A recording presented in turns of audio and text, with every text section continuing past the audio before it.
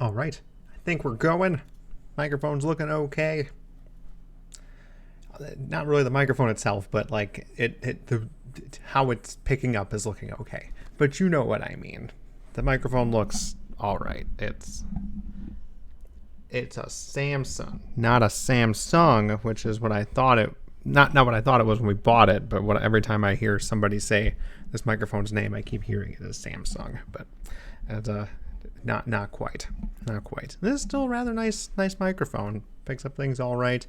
It is a little bulky, but that weight is kind of nice too. Doesn't gonna like fall over very easily. It's pretty firmly in place. Like that, my monitor was shaking while that was going on. This thing did not move, but the desk did. So pretty decent there. Anyway, happy Tuesday. Hope you're doing fantastic today. Today was stuff for me. Nothing too exciting. We're talking about preparing for release this weekend, and a lot of just discussions, just meetings, fun stuff. Woohoo! Anyway, I wasn't quite sure what to talk about here. I'm not sure how long I'll be able to talk about this, but I kind of was thinking about something from yesterday and something from the Nintendo Direct that's coming out that I'm kind of excited about. I don't know why I'm always excited for Mario Golf games. Ever since I think it was Toadstool Tour, it came out for the GameCube. I just really like Mario Golf games, and they're just like really super chill. I don't really know how else to better describe it. I like going through all the courses with all the characters, and then just occasionally playing rounds of golf because it's fun, relaxing, cozy. I'm not quite sure why what draws me back there. Maybe it harkens back to like my early video game days when I was still playing on my NES. One of the games that I had was just golf. It was just called golf, and it was it always stands out to me because like one of the things that like really like gave a game character was their sound effects, and it was super very limited. Like there wasn't a lot that you could do to express things in those old game consoles. So like things that could like express something and leave that in your head, or especially like in my head specifically when I'm talking about me, that those leave a bit of a little bit of a mark there. Getting the ball sound, just actually, like I'm thinking about it, that's the one I remember the most. Like I would favor clubs that would make the ball go really high in the air because I really liked the sound of it. It would go woo, and then it just land. And like there weren't that many like landing sounds. Like when it lands on normal ground, I don't think it really made a sound. It might have been a very low, like just thump, but like it's very difficult to hear. Very different, stark contrast from when you are landing in a spot that's like bad. That's like I forget what it's called. It's not a penalty, but you get an extra stroke. Landing in a bunker, landing in a I guess a bunker isn't an extra stroke, but a water hazard would be, or out of bounds. And every time you got into water or out of bounds, like you get a splash. Well, out of bounds was just kind of silly because the ball would just sort of roll into the ether. The way that the game was is you got an overhead view of the course, but then there was nothing outside of the course. It was just the void, and like if you hit the ball out there, it's not like it would fall off of the course. It would just roll into the pitch black nothingness on the outside of the course, and you wouldn't get any sounds or anything, but you'd hear like when it did finally register as it stopped moving. This ball is definitely not on the course anymore. And the same thing would happen for landing on a water hazard, except you get a psst, right afterwards, and you don't get the out of bounds noise with bunkers, but you get a very, I don't know, kind of satisfying sound when it would land in the sand trap, a bunker. For those not super familiar with golf lingo. But it was just the sound effects like made me keep coming back to that game. It was, the things weren't very complex. Wind was probably the most variable thing on the like in the game. I think it was the same 18 holes no matter what. I don't think there were different courses, but it had a lot of replay value somehow. I just enjoyed coming back for the sound effects, frankly. And I don't know why. Maybe that's like why. Like I have a positive experience with a golf game, like early in my life playing games. So when new golf games come out, I'm kind of like, oh, that might be kind of fun to try. Let's see if it lives up to the hype. And like Toadstool Tour, like totally did. It was just very, very polished, very pretty and well done. Just having a bunch of different characters with slightly different ways that the way that they golf, and just all of the courses were very well designed, and just all of the just sprite work frankly was very good. Or any of the like ball trails, or when you like have like a really well timed shot, you get like rewarded with little flourishes of color or shapes and things. And it was always like on theme or on brand with the character who you were playing. So it always felt like a really nice experience. It was just little touches that just made the rest of the experience kind of it filled in the gap between like the ball traveling basically.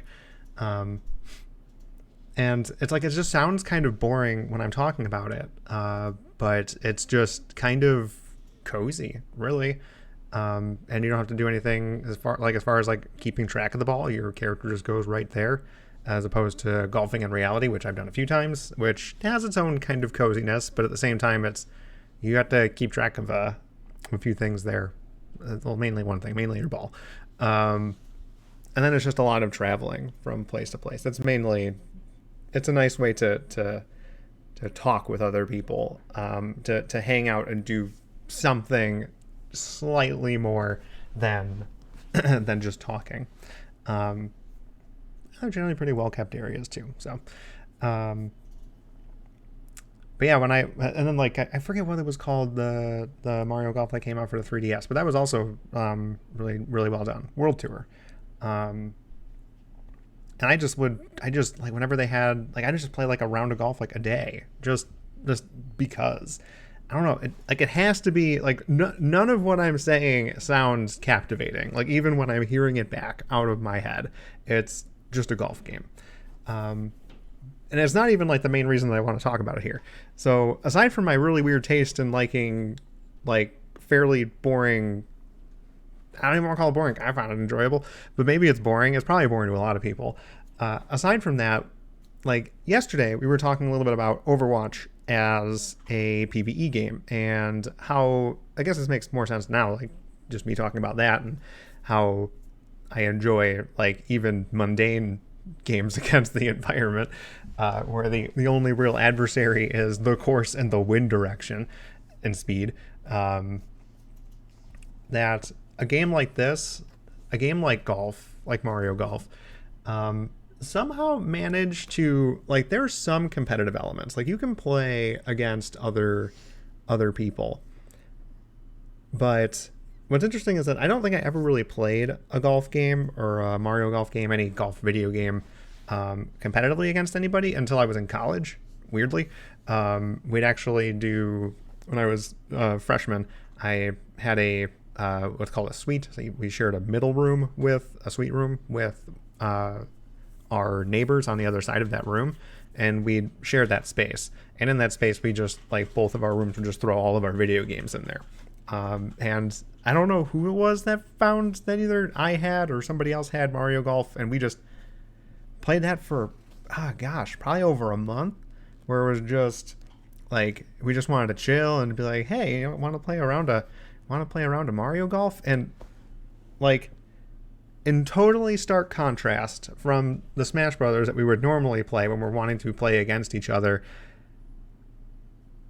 it was competitive, and the people who won would gloat, but at the same time, it fostered this sense of cheering the other person on. Like, for some reason, when watching somebody else play this game, even if you have some sort of stake in this game too, from like a competitive standpoint, you still want to encourage the other person to do well.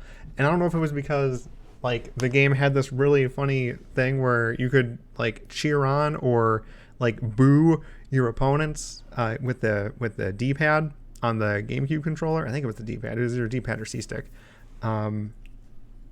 Where like if you press a direction, like your character would be like, yay, go you, or whatever, or boo, you stink, basically. And I don't know why we always gravitated toward the yeah, you got this. But that translated to us doing the same thing in the room. Like we would be in this physical meat space, just cheering on the other people who were playing this golf game to try and do a good job. And like really all that came to the end was just like, at the end it's just like, yeah, we did really good, but at the end of it it's just like, yeah, but you were so close, you'll get me next time, like kind of attitude. And it was just like, how did this game do that? How did golf do that? Like, why? It's not like all of us weren't like hyper competitive in other games. It was just a different kind of competitive with this game. That even in that competitive environment, if you have a game that gives you tools, that gives the players tools to encourage the other people who are playing, that you can still be like, yes, my greatest competition is when you are at your best, and I want you to beat me eventually. I want to have a new challenge. And because it's not like real-time feedback, like with a fighting game or something, when you're constantly at odds with the other person. You want them to do really good because you want a challenge, but you also want to win. And that isn't as instant of a feedback loop in something like golf, where the other person, like you have to sit down and then watch the other person do really well. And you want them to do well because you want a challenge, at least when you're competitive for competition's sake and not just for winning. If you're just for winning, then you're just sort of like, gosh, I wish I always played against bad people. But that was like not how everybody was here. It was, we like a good challenge, and losing ain't necessarily bad as long as we're not doing it all the time, which never really happened with this game. And maybe that's why it was also like that. Like everybody could encourage everybody, and we were all on a more level playing field than we were with Smash Brothers. But yeah, it was just like an example of a game that was kind of designed with some competitiveness in mind, but gave people tools to encourage each other, and that made its way out of the game onto the couch, the people who were playing it in reality. And I found that to be kind of interesting. So even thinking about like games like we were talking about yesterday with Overwatch and how that was designed for PvP, that like a part of that we were like kind of discussing of like, it kind of feels bad because the game is designed to have you lose a certain amount of the time, because that's how it keeps you. That's how it makes sure that you're always around other people who are roughly the same rank as you. Like they play roughly as well as you do, and they try and match you up with people who will make you have like that 50-50 win rate. But you don't get that in a real world scenario. You're always playing with the same people that you play with. So maybe it's just that little bit of difference. I don't think Overwatch would benefit from having instead of like a taunt system, having a cheer on your opponent, or cheer on your, yeah, it would be cheering on your opponents actually. Where you get to be like, yeah, go kill me, other team. You're doing great. I don't know how well that would pan out in a PvP hero shooter. But it worked for Mario Golf, which is just kind of silly. It was just one of those things that came to mind after thinking about that a little bit.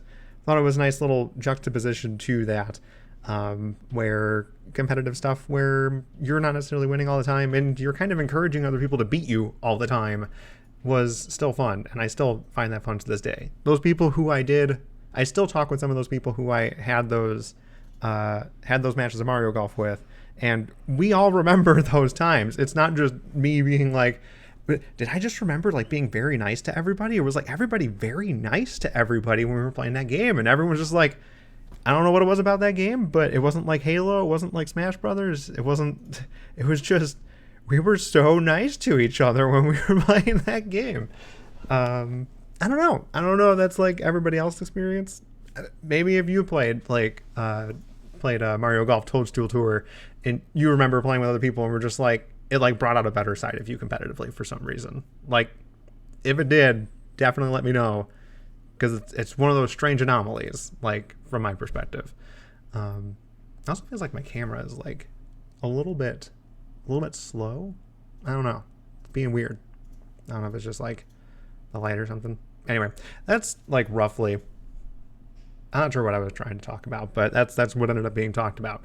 So, yeah, I guess we can call it that. Hope you're having a wonderful Tuesday, and it continues into a wonderful Wednesday. And yeah, won't be here tomorrow, but we'll be here the day after. So keep on keeping on, and we'll catch you in the next one. See ya.